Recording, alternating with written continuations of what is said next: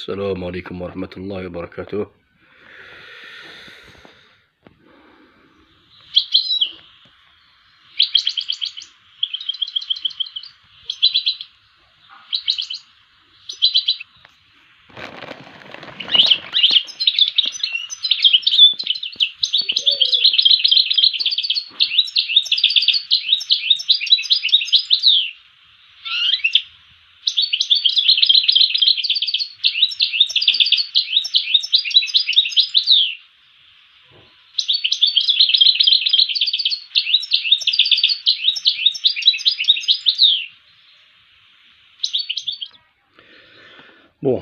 بعد ما سمعتوا شوية هذا المورسو على كل حال تاع برج بونعمة، عندنا موضوع خاوتنا فيما يخص تورنوسول دوار الشمس،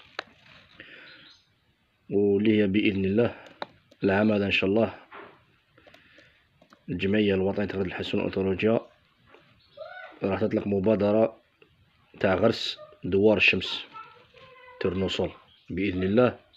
في مارس راح نديرو مبادرة باش نغرسو تورنوسول في كامل الوطن بإذن الله، وين كتب لنا ربي سبحانه وين يسيبو يا خويا قطعة أرض يا خويا نغرسوها.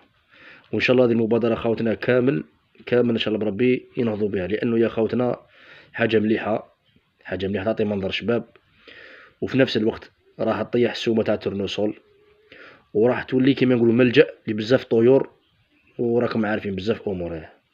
يعني حاجة مليحة خاوتي، هذه راح تزيد ترفع المستوى تاع الهواية.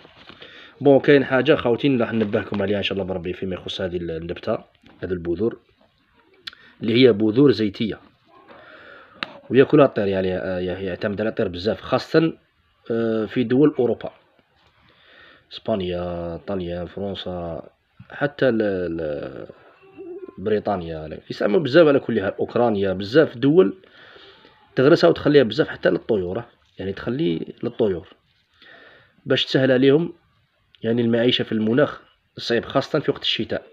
لأنه يا خاوتنا حنا لو كان جينا نخلوها حتى لوقت الشتاء عادي، بالك نشوفو ميغراتور يقعد هنايا وهي تقعد خاوتي، هي تقعد ما تخسرش خاوتي في النبتة تاعها تقعد، وراهم كاين توثيقات اصلا، كاين حتى الزيطوط يطلع فوق النبتة ويسرح فيها خاوتي. المهم كاين تنبيه خاوتي فيما يخص نوعية تورنوسول. شوف خاوتي هذه النوعية، شوفوا هذه خاوتي، هذه يا خاوتي، هذه اللي قلت لكم عليها خطرة حين جبناها من واحد البحيرة كيما نقولوا، غرسها فلاح. هي على كل حال في وقت نهار تكون طريه مليحه ياكلها المقنين، ماشي ما ياكلهاش، يعني جبناها الوقت اللي جا.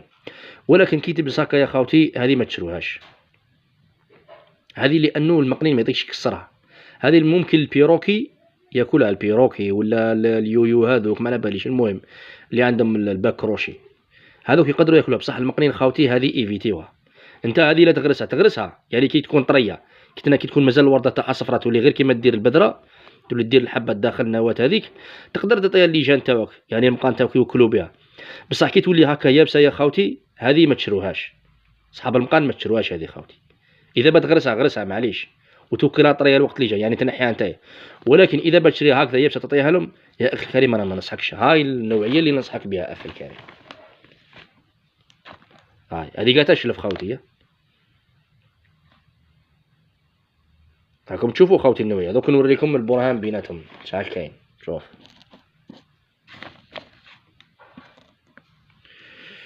يا خاوتي، شوف هذه كيفاش دايره، هذه ياكلها ذروك يابسه، وياكلها خاصه اذا كانت طريه الله يبارك، وهذه ياكلها فقط كي تكون طريه وما ياكلهاش تكون يابسه. هي الغرس اللي تغرسكوش، ولكن اللي يبغي يعني يدس المحصول يغرس هذه خاوتي.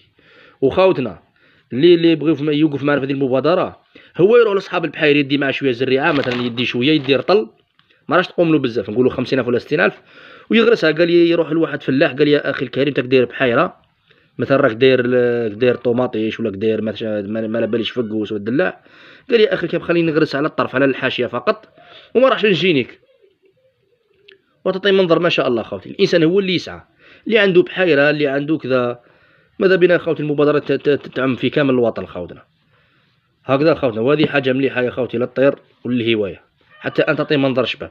وربي يوفقكم كامل، والسلام عليكم، الى موضوع اخر باذن الله.